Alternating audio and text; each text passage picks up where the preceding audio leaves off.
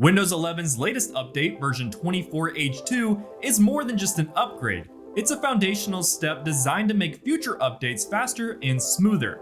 We'll dive into how Microsoft achieved these speed improvements and what they mean for you as we sit down and sync up with Rocket IT's weekly technology update.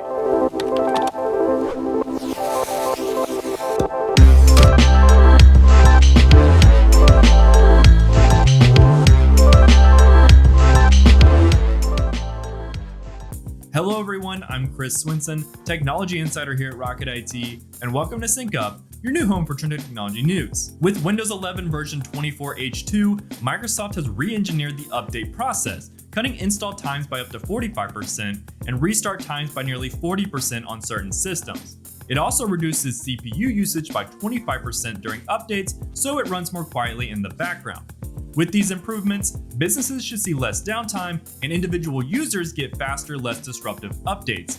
And because it's foundational, each monthly update moving forward should benefit from this boost in efficiency. To make these improvements possible, Microsoft introduced parallel processing, allowing different parts of Windows to update at the same time. They also optimized the way that the system uses memory, and a new cache system makes it all run more smoothly. Now, what's important to note is that there's nothing extra required to take advantage of these changes. Windows 11 version 24H2 will automatically roll out as part of your regular Windows updates. If you're on Windows 11, you're all set. Want to confirm you have the update? Check your Windows Update settings. Microsoft began rolling it out this month, so if you don't see it yet, it should be available soon. And if you're managing a network of devices or running a business, an IT partner like Rocket IT can help ensure all of your systems stay up to date, secure, and optimized for future improvements.